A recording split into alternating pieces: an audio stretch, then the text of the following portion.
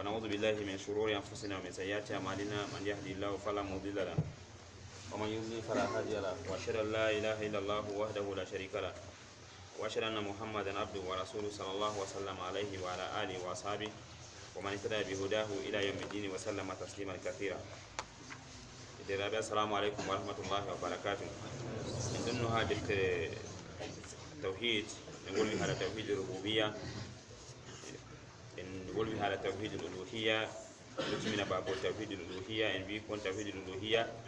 يبي هذا ما ديما بدأ الله شرعني بدو بودا دعم الله عز وجل،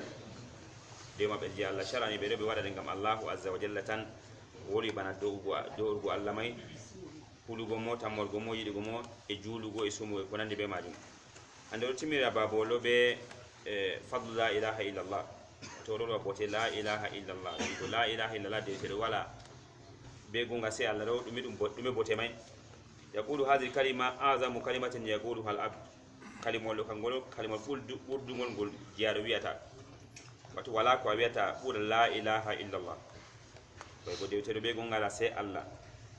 kangollo fayi asasul milla kalimul mu asli dina warasu din e hore dina wa khalasu da'watil mursalin en bo khulasa dumna dun la ifat ni ka kala na la ifat to bari be himma be don ka wala de to sai Allah rebe Allah mai fere mu do holla matil medam kalimol mai ne kam annabi daga annabi nu alayhi salam ha to gora gari mai annabi Muhammad sallallahu alaihi wasallam mori pat ko bete beni rebe Allah fere mu wala de to sai Allah fere mu de to be gunga wala sai Allah mai tan rebe mu ni kam be pat bani amma de aw tafid baw kalimol majita kan be rewirta Allah do kado luri masalan su be su manyalle su maji mabbe fere be su maji julbe masalan annabi Isa sendira be annabi Muhammad sallallahu alaihi wasallam be jule mabbe pat fere amma kalimol do kam e fuma be fotti Allah tan de be tedo kam ni ka kala de wal mai pa wona ngam Allah tan masalan o wi kanyum woni era hore dina to la ilaha illallah wala ne kadina islam mudume wala wa hiya laysat mujarrad kalimatin tuqalu bil lisan duna fahmin limanaha o wibo kalimol modona goddo wara wiya ngol la ilaha illallah o famay mana magol so anda mana magol ba invino nane no be wiya hembe lami wala sai Allah la ilaha de te wala sai Allah la de be be gonga la sai Allah sai anda bandi be golde ma ko ndere ba wa bido wolde ma ko der sai anda mana la ilaha illallah de tere be gongala sai Allah enen bo daga ta ko do wiyangol huurata be ko ngolidi hollugo wala amala bi muqtadaha ne kam to wingol be hundugo tan gol na fatamo to wi non terde ma ko jabata do tan kalimol may bongol na fatamo fahin ta masala wandi la ilaha illallah de tere wala sai Allah o rewan ko luti Allah gol na fan mona gol na fatamo den kadime se o wiyangol be bernde ma be hundugo mako bernde mako bodo gumudi ni gol enen bo huida tere mako bo jaba huida be ko ngoli dibi ko kanyeno wi bal innaha la tanfa'u sahibuha illa iza fahimaha wa amila biha wabtada amma yunaqiduha o biha kalimalo nafa bi adama jibo sete kuji tati hawri o fama mana magol la ilaha illallah o huida be magol o deta bo kala ko firta la ilaha illallah bana nani masalan to go nangi na ko firta nangaram nafsu shay'in kala ilaha illallah ko je fere firta dum to do tora ginnaji masalan o do rewa ginnaji masalan ona san sekteji ne ko firti kalimatu la ilaha illallah ko wonni ko o do wala ta qad tahqiqil abdi hadhihi kalima yahsul lahu min fada'iha wa fawaidiha o wi de bi adama de gondin gumako tabitin gumako kalimolo non bure may nasirta mo be boteji may ngam atawan ni be julbe be don daabe do be tato nayo e jo be jeego be jeedi do be pat mabbe no be wonir be la ilaha illallah fere wato dede ko pa dede lugugo imana ko mum be gondin gomum onanta beldum magol goddo fere to wala to imana ko lugay onanta beldum la ilaha illallah o woni boteji may o do lorni taaro ino den ka don der boteji la ilaha illallah dukhulul janna nastugo aljanna de kam to goddo hawna sal janna don den ka arande may se o warta dume o wiya la ilaha illallah ngam to alaari masalan hala ko nasinta yite Allah ma salakakum fi saqar Allah jamane fere ko nasinta mon saqar ko nasin mo yite jahannam yite nge saqar qalu lam laku minal musallin min tayne min jula ne kam ke fere masalan tana jullo Allah ngi sira mo be so yene julugo mako to juli bo Allah jabata julde mako seto wino la ilaha illallah ko ni ka amma be no pat to juli balla jabata amma Allah ma yangitira mo be dum ko de julay lam nakum minal musallin wa lam nakun nut'imul miskin min latayn min an yatazakka wa kunna nakhudhu ma'al khaidin min lati min an fi jabe wal wa bitineji jala fi jabanitan wa kunna nukazzibu yawmi din min don fewna boyande dargal ni ka holli no go dargal wato tana jullo do Allah yangitira mo be ko de sumay to usumi ko Allah jabata julde mako ngaw silmay Allah yangitira mo be so ni tuguma ko zakka to iti zakka ko Allah jabata no ngam dum musulmay ni ka baz may bi go goddo ha ulatta goddo on ha hunde palwiata do la ilaha illallah don asdi ko dum meju goddo so la ilaha illallah ashhadu an la ilaha illallah wa ashhadu anna muhammadar rasulullah mi do seydi be gomudi mi tabiti na bernam dewte be gongal sai Allah mi do seydi muhammad ibn Allah to wi banni go nin kadime kanjum sabu mo nasinta mo aljanna to non to do wala lo kala ko wadi pat haba al mansuran wari hadisu abi zar radhiyallahu anhu an nabi sallallahu alaihi wasallam qala ma min abdin qala la ilaha illallah summa mata ala zalika illa dakhala al janna annabi sallallahu alaihi wasallam wala jiyado biyata la ilaha illallah o biyata be haberne ma ko do gondini ko goni go bo wurtini wi la ilaha illallah de wete do be gongala sai Allah den o mayido banni may wato o lortay o julan o suman wa abu rabaka ta ce kal yaqin hawa da tawri mo banni o mayri do banni annabi sina wa nasi aljanna ne kan la ilaha illallah kanyun aran ko nasen tabi adama jodume aljanna dida bol may annajatu minan nar to go nasi aljanna do o hisi nastu go yite wari hadithu ibn radiyallahu anhu anna rasulullah sallallahu alaihi wasallam qala fa inna allaha harrama ala an-nar man qala la ilaha illallah yabtaghi bi dhalika wajha allah annabi sallallahu alaihi wasallam wa Allahu azza wa jalla harmini dow yite mo wi la ilaha illallah o do dabbitira be wiigo mako la ilaha illallah do yerde jawmirawo subhanahu wa ta'ala o wiyangol ngam fijirde non walakin kanko do ko nudina berne mako o wolwi nde wolwi go boterde mako bo jabi dume do ho wi da ngawi al iman qawlun bil lisan wa i'tiqadun bil janan wa amalun bil arkan fa innahu yazidu wa yanqus yazidu bi ta'ati wa yanqus bil ma'asi ko wete imana ko do nodini go ha bernde do wolugo be dume be hundugo ko nodini may e terde bo jaba huwa imana ko may beddan ustan beddira be do tan go Allah ustana be yeddugo Allahu azza wa jalla tata bol may ha bote la ilaha illallah al khuruj minan nar to goddo mari la ilaha illallah do mari tawhid makko lamdi bato to nasiyite o ustan o makane rete kanyo weta al khuruj minan nar asdi kam hada monastugo dume yite nasina mo aljanna to onasi yite gobo kalimol maydo wurtinan mo yite kam udumata der dume rite kama fi sahih ko wari hadithu sahih fi hadith shafaa'ati tabil hadithu mo ngol jungol wa fi wari hadithu ma anna allah azza wa jalla yaqulu akhriju minan nar man qala la ilaha illa allah wa kana fi qalbihi misqalu zarratin min iman wa kana fi qalbi misqalu zarratin min iman hadith mo ngol der bukhari hadithu jungol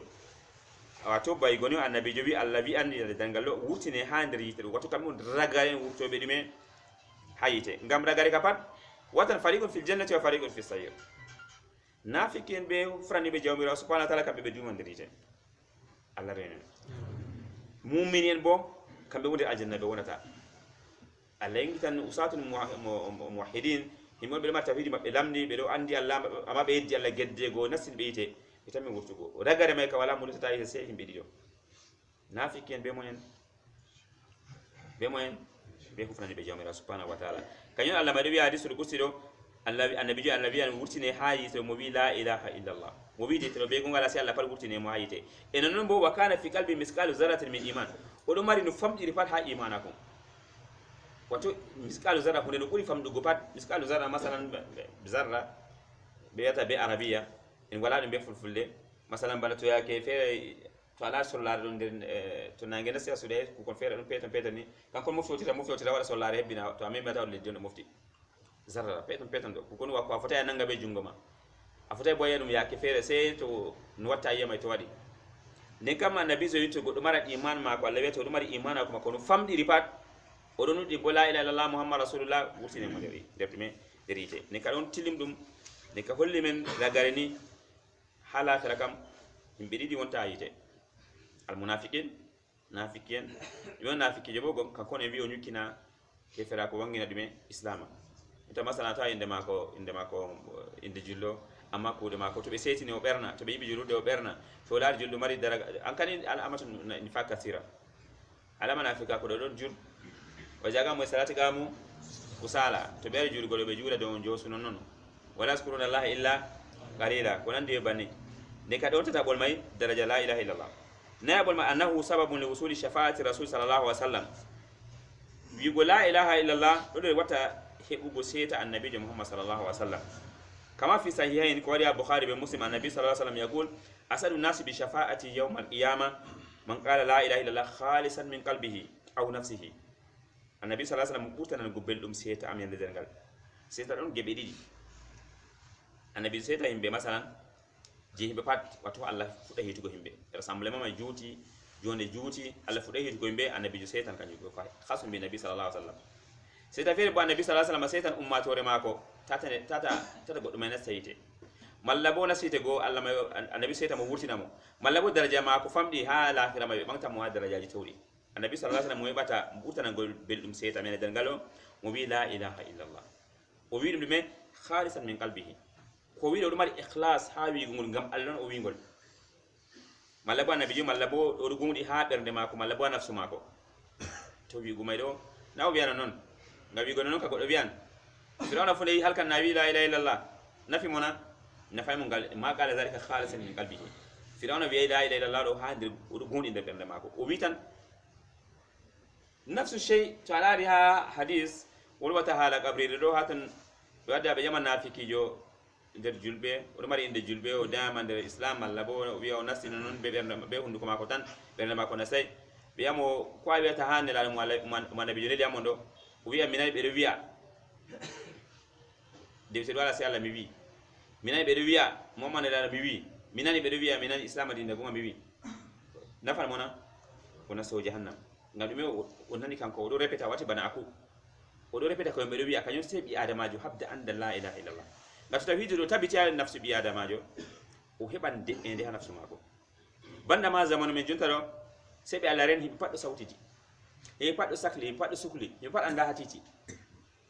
ko kata bi adamajo tranquillité o heba de'ende mako kanko do anda o andani o wala muskila ko petel o anda sare duniya do babalon o wari wakkati sedda o sala no hota lafira c'est iman c'est tawhid to ko do be la ilaha illallah rasulullah wallahi wala ko yari o may jemma do makal o may jango fajira makal ngo andi nan ko wari dume o wari nyande sedda do o mayan Allah jamta ko kude mako o mayan has ale so deftana kal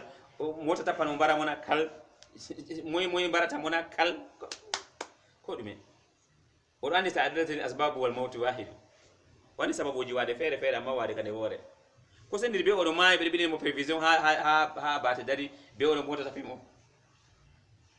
be o boy fidi dum kurol be o mota dampiri mo wore ko sendir be pat wade amma do pat to godduna wala iman wala tawhid famata do kanko tan mo wade do kalma di daraje buran dume to moto tapi goddo be mota bari goddo pat wade wore wurtugo yonki don endo biya wato ha goddo nana beldum do se umara dum tawhid o se be habda tawhid o tabita jamul akhdari biya awwal majib wala mukallaf tasihu imani ko aran ko wajibi do biya adama do lafina tawhid mako o anda tawhid mako lamdi o janga tawhid mako lamdi o janga bo modi be sunna o janga hadume defte sunna modi be sunna to wawata jangugo o jangira be jambe kaza kan woni adina be chamu kaza bon woni adina be chamu don jangirde moy mawdo ngamol kana o fotai adikta mo ko jawdu sa hore mako amma jito kana wonno jangira kanko bo won mo holi dina mun ko amadu masalaji amma hande masalaji may fu en bima warti dum de désordre total o jama odo nga hawnana ko wiata loro ci waya bo mi yami waye bonda ko wi do ka yaadi be sunna bo kadi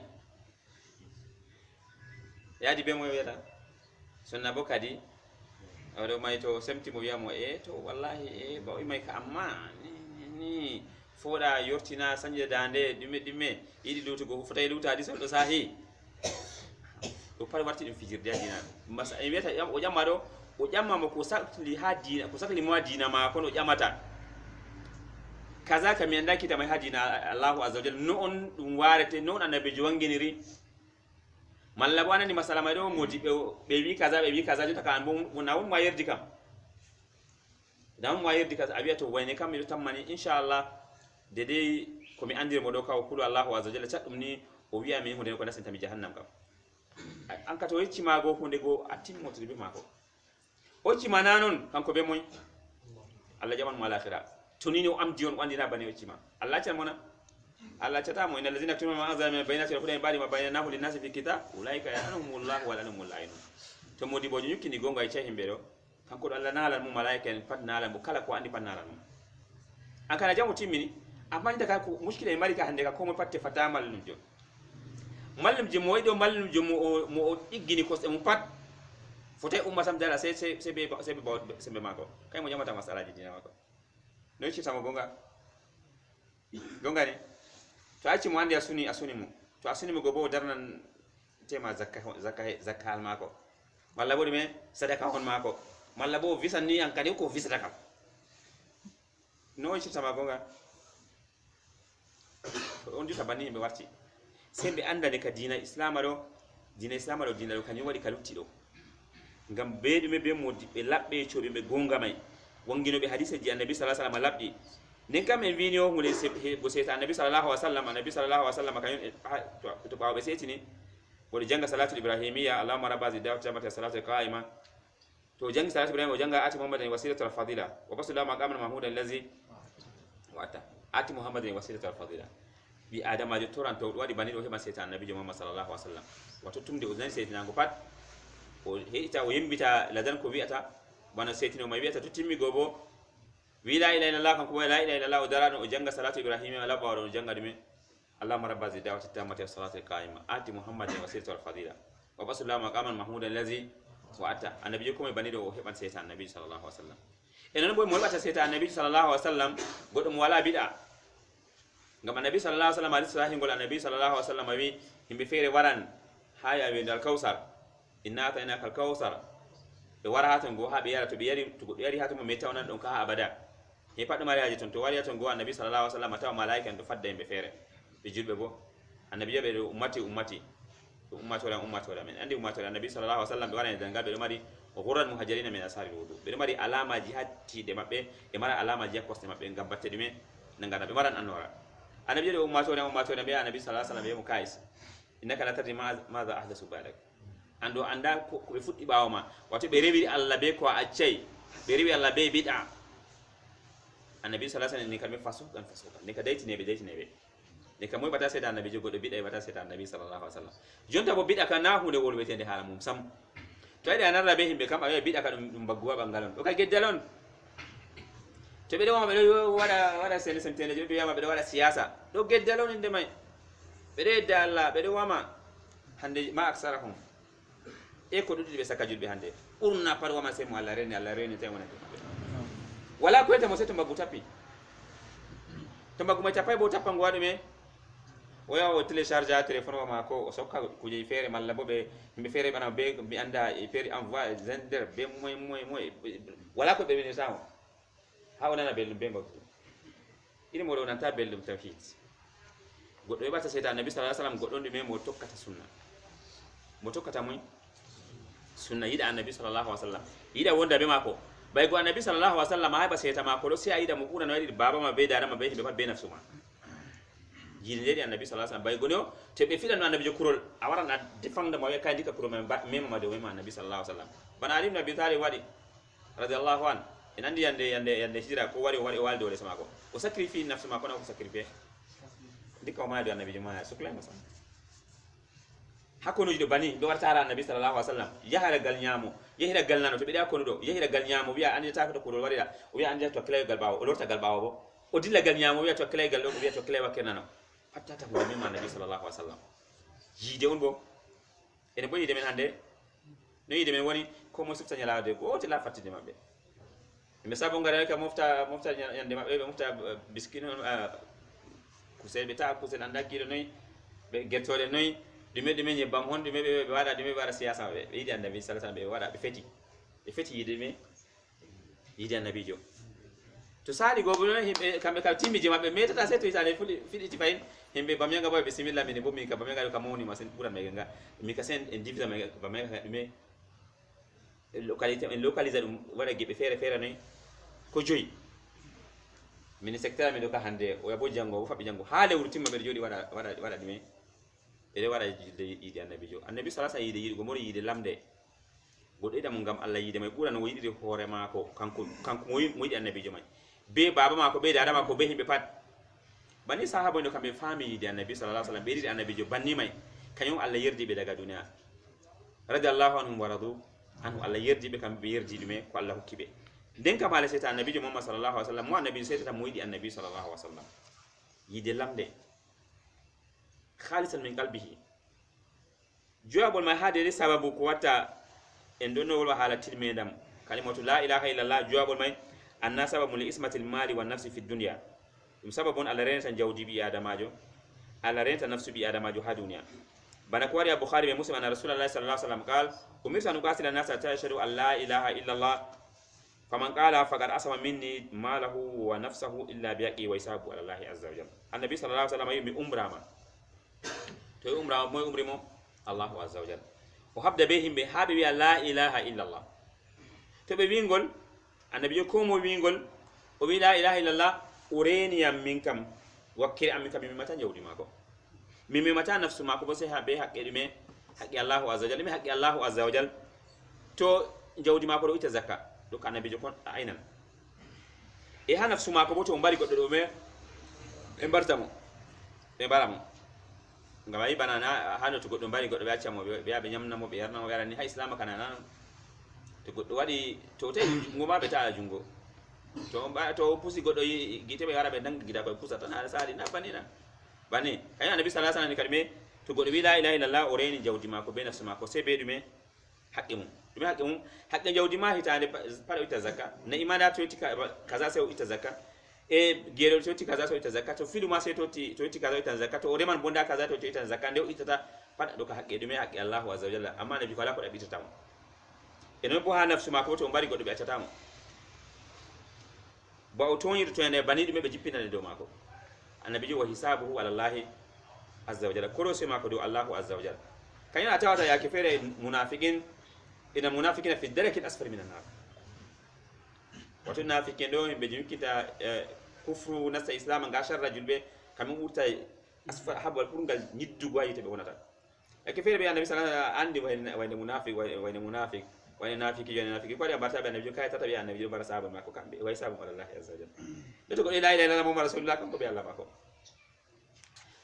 e jeegol may husul al amn fi dunya en wi to goddo wi la ilaha illallah o heban holare ha duniya o heban holare bo al-akhirah banda ma holare je o marta kam o maran jonta be paddo sauti ala holare no jam wonirta imana ko wadata jam imana ko wadata dume jam jotta to dawa imana ko berde bikkon ummata do o umman wandi la ilaha illallah muhammad rasulullah wandi Allah harmini bargo goddo Allah harmini toñugo goddo Allah harmini kaza wa kaza na wala tan goddo bosido to wala to bosido go o do bosi go bo hebande me himbe tilimbe don ha do duniya do e non bo an bi don may mardo tawhid ma lamdi may do abi la ilaha illallah do an may be hore ma wonan dume asaklata asawtata ini ba himbe sawtani duniya do asawtata jinta himbe jurtam maniyo ti dugo hokka effort no hedira duniya do waran hokka duniya hokkata kono sam ata goddo fere on do filda o ɓurete intelligence o ɓurete ɗumi dabareji relation ko ɗume wala dageran ñalla sippata hamoy ɗum woni jotta hamen ɗo nde yimɓe tawhidi mum tampi ɓe laara himɓe je riske ɗo ɓe watta ɓe wala dabareji riskugo on nabani ɓe latana na noon Allah sindi riskuji ɗo o salta ko Allah windanimo ɗo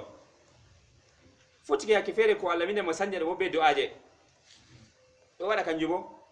ndin kam holare do to nidi holare sai mar tawhid lamdi to yadi jam ay ba pe intérieur d'abord bako extérieur wara do ay ba pe intérieur jam ma je dume je da nafsu ma an be hore ma do mari tranquillité kanyo sai mar tawhid to wala tawhid ay bata tranquillité ay bata amn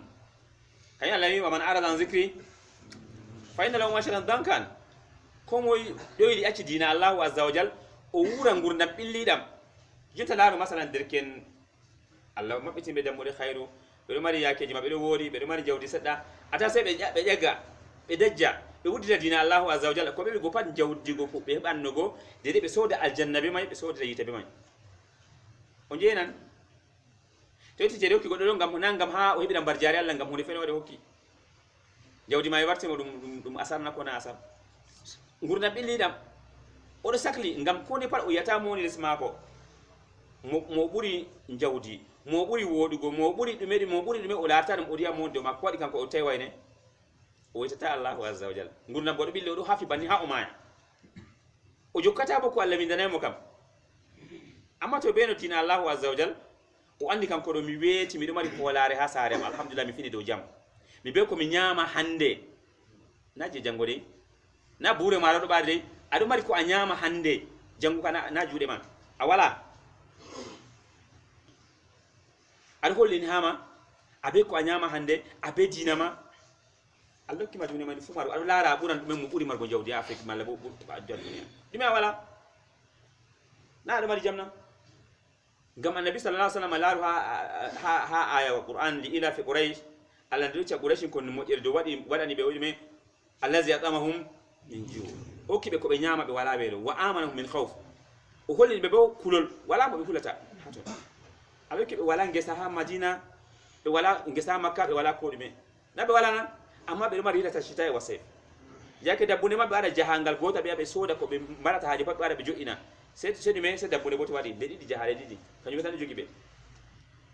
kañum Allah allazi adamahum min ju wa amanahum min khawf nden kam haala hoolare derdaɓe hoolare ɗo na himɓe tammani o kañum ɗo timɓe wudi dina heɓan hoolare hoolare ɗo ɗum dina Allahu azza wa jalla to aɗa mari dina maɗo aɗa mari hoolare hande ɗo jonta ɗo wala ko yaarima bayi mbiɗa abe ko a ñama hande tan janggo amoy woni andi Allah mo ñam hande ɗo janggo bo ɗon o mayata wa huwa hayyun la yamut Allah ɗo geto o mayata la ta'khudhu sinatun wala nawm kanko ɗo ɗanata o ngongata mi a hultorta aɗa wondi be Allah hulana amma to goɗɗo wala imanu wayyo Allah hande ka komi ñama janggo bo anda non finirta sakla sukula sauta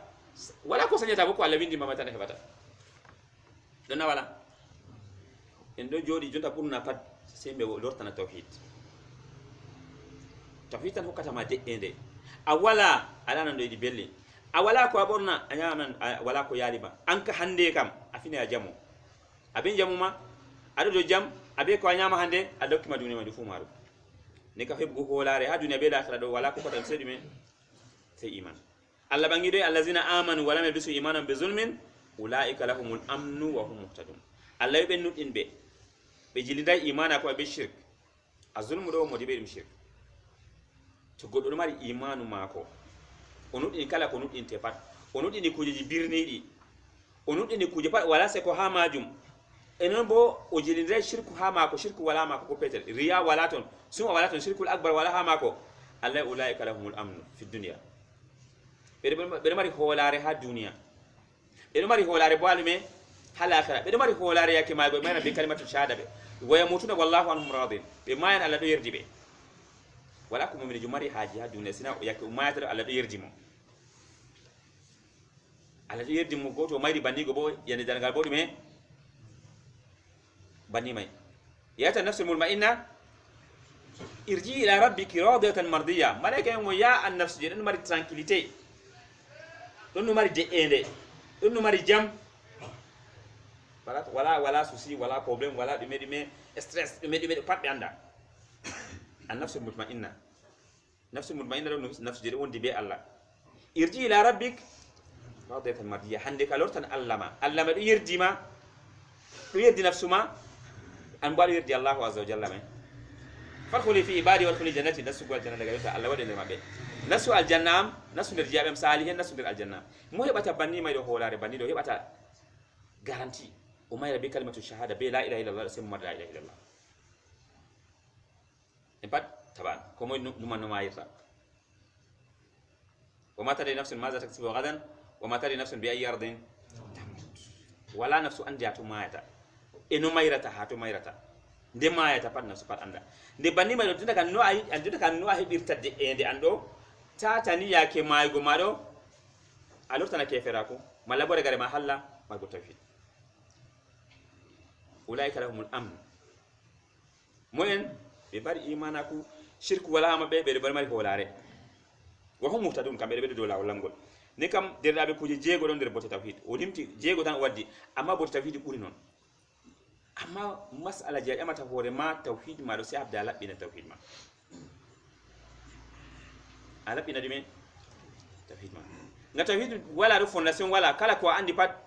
mahata ko ngam to tawhid wala bi atam bi adamajo jenan to tawhid wala ata bi adamajo saklan bi adamajo suklan amma to godo be tawhid o heban de ende ulai kala ko am heban de ende heban jam himbe marbe imana ku be wala mushkila ngena mabbe way problem stress dume souci dume be wala do ngena mabbe ko wadi be wodi bi Allah azza wa jalla Allah mu nyamni am kedo o nyamni am hande jango bo wandi mi jiyaado mako mi do mari haji nyamne go nyamna tam mi do mari holare be mako confiance total amma ta goddo do mari buure marori mu o maran kilo joya sare mako be mi tata limtu frigo do daga do ha daga faji asamato pat kujere sokki magasin tata wolwo ko wonto nyamdi feeda nyola amma wala de ene ko fete ko wadi o hultori hala nyamande bayrum do to nyamande mum wala ko nyamo no watta baraji Allah won watta annabi sallallahu alaihi wasallam to adamari ko nyama hande a ummi ba jamo Allah kima duniya mandi fumaru man bata amina fi sirbihi muwafan fi jasadi inda qutu yawmi fakannama uti dunya bi hazafiriya ko moy o wali do koldini hadume hawuni o yamdina ma ha bandu mako o be ko nyama hande mako bana Allah kima duniya mandi fumaru ko non do to goddo wala wonay banni bo yetata Allahu azza wa jalla o yetata moy to yete Allah gobo dume no wala tamo la in shakartum la zidannakum to anini on nettiam wallahi to nettiam hade den ko mi hokki mon ibul khairuji wallahi beddana mon khairuji mon ayati Allah do tawhid Allah beddana ma ayati Allah do andu ko dinama Allah beddana ma la in shakartum la zidannakum shart wallahi to nettiam ma wallahi beddana mon e to nettiam gobo wala kafartum to huflane mon on nettiam bo ina zabi na shadid yanga da am satuka bana Allah ma do ngita me jotaro ata goddo Allah ko ko dum ko hokki mo maydo latana mo dum yangada debbo mako dum yangada ha mako ikkon mako dum yangada on ha mako kany hokkata mo tranquillité fen subhanallah jawdi mako kata mo tranquillité warti mo yangada na wartay non andi be fere fota nyama hakko moy funa kay ande kam sumi min miyami ne bay ko wula tata do wada mo tokke baramo taydum to sobirago na sobirago onani belli sobirago na sare mako ni hulan yaman gobe bikkon mako ni werde be tabe anda ko mari bikkon juta to andi ko mari na imbarate fu ayina amnu go wala se mardo dina amma to goddo be dina kala ko aloko padum mojjere do mako jawdi ma madum latta mudum mojjere ngabe mari so ta aljanna o hosande yokkandi dume o wala wonde infaq fi sabilillah o walitan himbe marbe haji walitego yatimen miskinen marbe haji walitego o yuban jururde walitan ko dumejum jangirde walitan dume bandira mako wadan ko min gam Allahu azza wa jalla o sodan aljannabi mayna sota goddo fere bona non jawdi maydo jeyi hirde on bana be wiata me waje hirde jengeddu Allah be wiata tametu yugo an ka jeyi hirde be jorata jengeddu Allah aha bagu tappi moy do ka yake may kadime yake hunde de wadi abdul miskin jurumdo mere ko Allah hokkima do ibtila on liyabluwakum ayyukum ahsanu amala allazi khalaqal mauta wal hayata liyabluwakum ayyukum ahsanu amala Allah hokkima jawdi ibtila imma jawdi may an be hore ma desuduna wata e mari jawdi aljanna ko jawdi yarore ma yite an be hore ma andal Allah hokkima nafsu shay desudu andal jiyata ma yite ma laboji ayata ma aljanna desudu agoni guran nafsu shay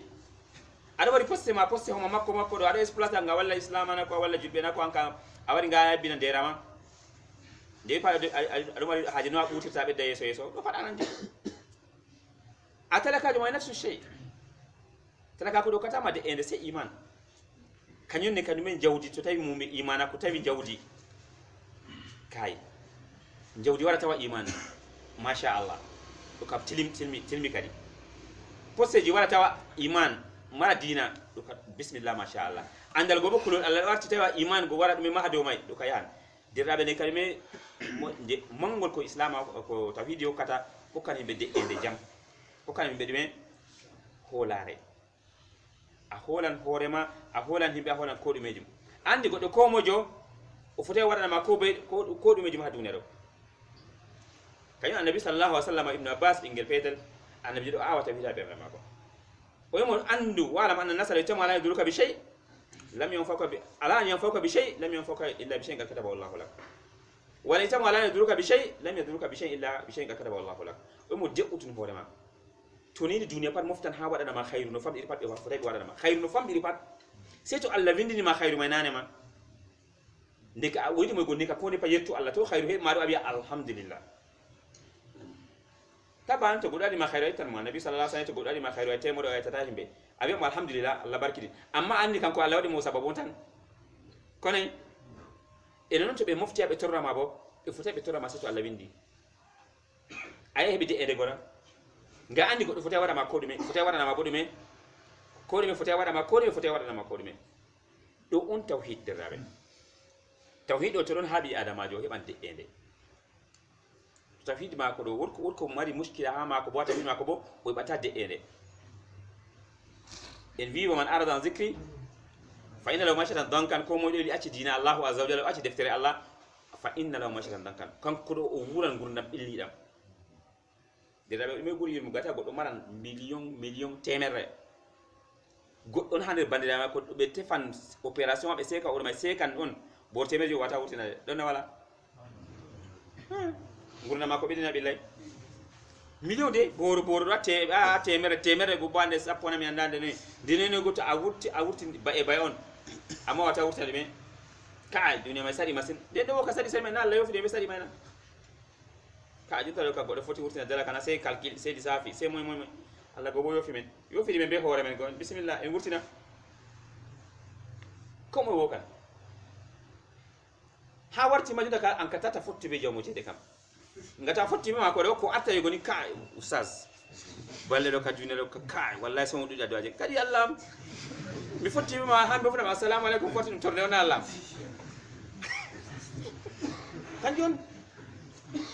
kanjon banni be warti mi jemi mana to asinkanem kam min kan wokon wawina sinkan Allahu azza wa jalla duniya sati yeccu Allah jemma ummu sulusul akhir yake be ay ci Allah bojjima duniya may tengori ma Allah kay kama e min bo modi bo sendu jadwa to do yimbo pat soyde de itare go o hebi de itare na o de itay nafsu ma ko de itay o sakli ko de pat kanyon bi adamajo mardo Allahu azza wa jalla kam kan onan do bellu hadith wal wadu gol tuma horema man bata aminan fi sirbihi mu'afan fi jasadi inda qutuwami fa ka annama uta dunya bi hazafiriha annabi ko mo o wali o hol ini ha o wori jamdon o do yamdina ma bo ha bandu mako ata hembe fere don der morgue hembe fere don der dume hakkilo wala do wadi ni anda ha woni hembe fere bo no sakli dum gol fere bo wali no dum sedda fere bo ko nyama wala dum pat irbe pat an Allah do hidima abi ko nyama hande ado holdini ha woni a jamu bana to Allah kimatu ni fu ma do milti jangodo jemoy Allahu azza wa jalla kanyi ata mu'minen do kambe do no masi botti pat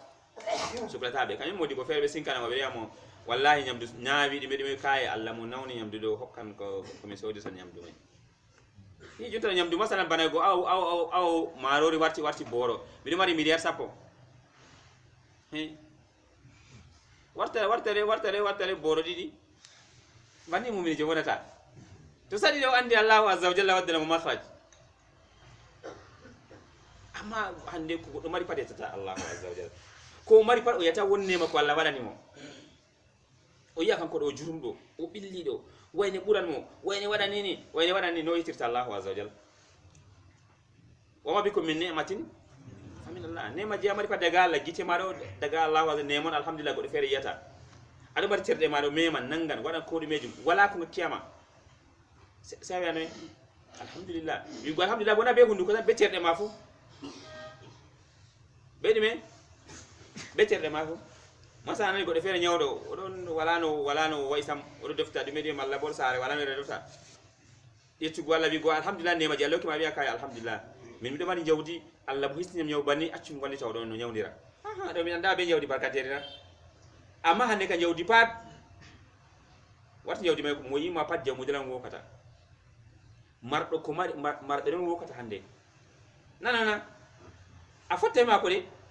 mi kawde do kam be atatam haydigo a fotte be goddo nami sinka nami torete nano assalamu alaykum sate nyamande ustaz wallahi soduda do aje balle ko wadi ko sati dumi yata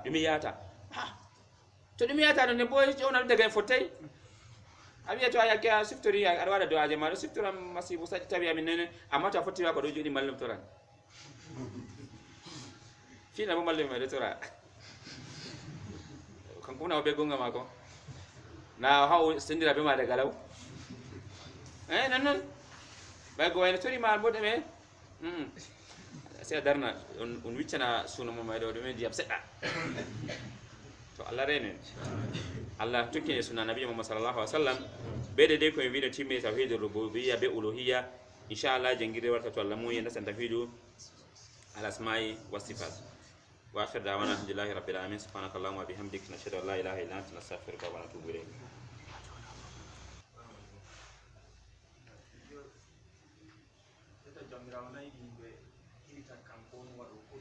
Naam.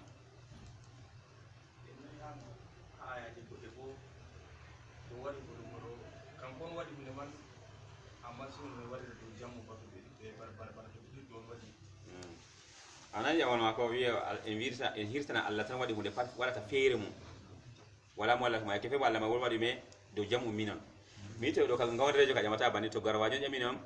ko marwajo mi yanno do ka bani kambe ka amma mi ka ko baba mi wiyata mo de me onon derji din go hore mum a famina wala mi baba a winina don do kan jami on ngawrejo kam jamata no jamudo amma to garajo marajo jami mi jaban no gura bani amma ndi ankana dorti mi daga fama ko dorti na ba ma ne yata mo ana abiamo on neliam mi yehi bene on neli ma baba ne mari na goto na nafsu shay na bani na on neliam baba ne o goto bo bani on tan kanyumi mari ka marwani to marwani jami no kam min jeddi na judum be garbe na ma alhamdulillah ngawdre saba el famri Naam. Naam.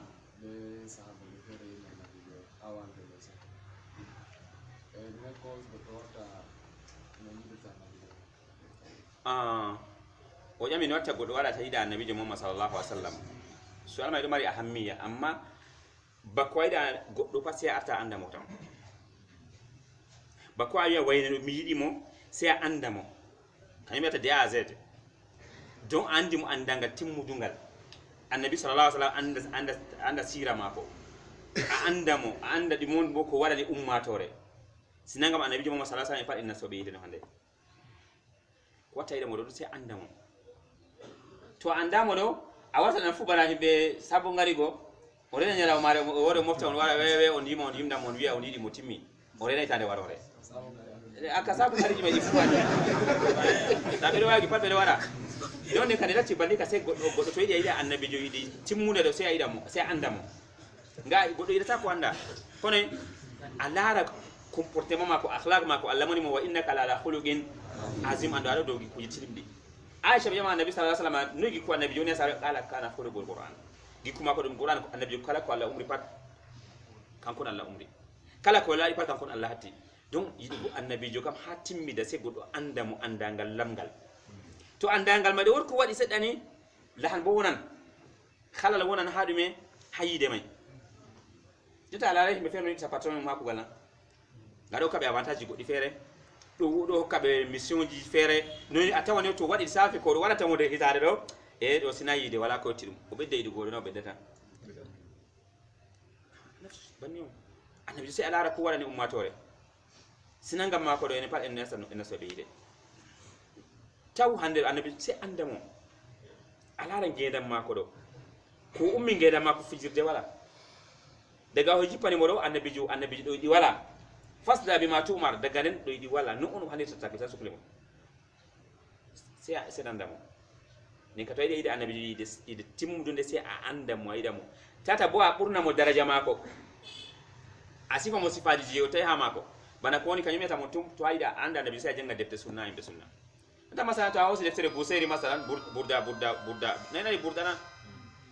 oy fa inna min judika dunya wa darrataha wa min ulumika ilma allahi wal qalami oy annabi sa dunya fulum sahuma an sa ata ko mo ariskin ta moydi atarki na moydi l'akhirah fu banni an mon annasinta aljanna moydi annasinta yita dume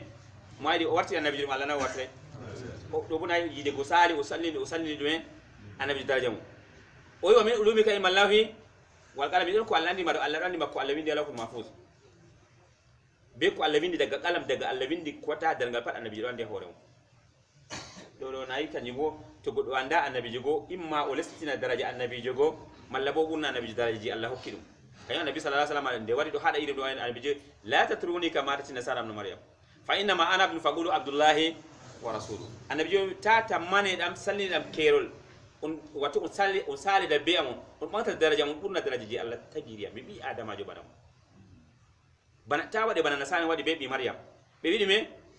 o Allah aw bingel Allah na banina annabi fa inna ma ana abdun min do mi jaro wi'ede me abdullahi wa rasuluhu don annabi ko buri abdullahi ashara la ilaha illallah wa ashara madan abdu wa rasuluhu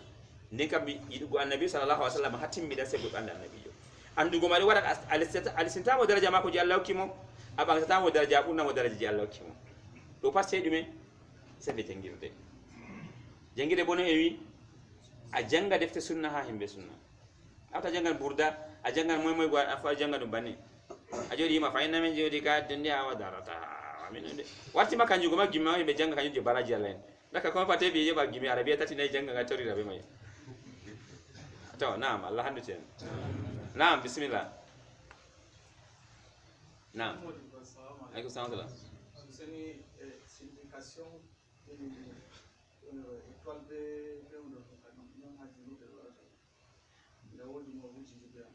kai eto anka kanju kana ndir dina dum woni dot ko mi weta min be hore am ngam dime ko wadi do dum yake andi yake an deuxième guerre mondiale be troisième guerre mondiale andi empire ottoman ado andi histoire mai pat ado andi donc de dum drapeau turki don empire ottoman mari yake be drapeau do verte be mari bo étoile be dime be lewru kany daga ha pays ji julbe je turki colonise ka pat je don les turki ka pat sebe daga sebe wada dime symbole bobe julurde fa banni bana mi se watta kurwa mi se wono ne do to min on dawrata mi kanju fu wata jurude am to min yibi ngadum wala si nde dum wadi na fa bayma yake deuxième guerre mondiale be troisième guerre mondiale dum nasi yamen ande ka wata jurude ga to wade kanyo be ftara jurude on be ftata jurude ka anka yeccumo kanju kadum wala signification ga enen kay mede wi gonio en do mari en do darji di me kai mo medi wargo tita hunde do mawiya kambe kana be tita kurwa be wiani o seigneur mo mabba gite be wada nene mi bo mo medi tutugo enandi adum woni mata tawna dum don hagal yeso na dum don jurude na kanyu ka symbol tan be wadi me kanyu fudum empire ottoman wadi dum yake mayi kam on tabiti dum wadi emblème wadi emblème ji mabbe wadi symbole ji mabbe wadi islam anda dum sam min tum dawrana jurude mi watta dum to min dawrata jurude min on dawre mi yiban jurude mi watta horema be dime mi watta ko be fita jurude setinango ko be fita jurude mihrab babal liman da taro bani be fita jurude be woni asunna ka ko do ka fa bay masami ma deuxième guerre mondiale be deuxième guerre be troisième guerre mondiale dum wangi na fa bay wala signification ko be tel kanjuga naam amma soal may do mari important ga be jurtam madum dina on wala alaka be dina sam min ka tum dawran to Allah kada bawdi be jurude mi watta troisième question on dit na troisième question ka wadi na famina to godo dawran ka tata wujo ina dum dina Allah kan jukam be wosi drapeau turki tan wadi symbole mayon de be wadi a jurude bana synagogue do be yahude ma do wadi synagogue be wala dume étoile chrétien bo wala dume croix bani kany me fujota wodi jurude fere be ala étoile may tan to ay étoile hal les arabe ndo to ay mal to ay étoile tan kam andu synagogue on ene fujota julbe do wala ko de may adam mode jurude ya hay dum wadna der dina dum woni jamul mari importance to na yo be gon ngal dikane wo hujiri bo ngam to ko ayido mabiti be jur Allah ni te nadum dina wi ko wi dum wala der dina na la hame chama nanon ayi hala daga ta kam se nasuna aviya no po debbo kam de pat de giya pawne amako pawne ma tata wongina na gorko jarana tan mo daga ta lara pawne mako tan amma to takan sifa mako ta ko taka amma himbe mo tare ginnaji no be ginnaji di sifa masin do ko mi andala mi anda amma dina Allah ka harmina nay mo dume pawne mako ga debbo kadume goddo pawne usum pita noppi mako usum pita kine mako o takka no ipa o takka meji daga dume tata wongina pawne ma yeso muy be daga ta ko lara pawne mako don amma go harmi harmay kam wala mo yata sifa harmi to subhanakallahumma bihamdika nashhadu an la ilaha illa anta astaghfiruka wa atubu ilaik wa akhiru da'wana alhamdulillahi rabbil alamin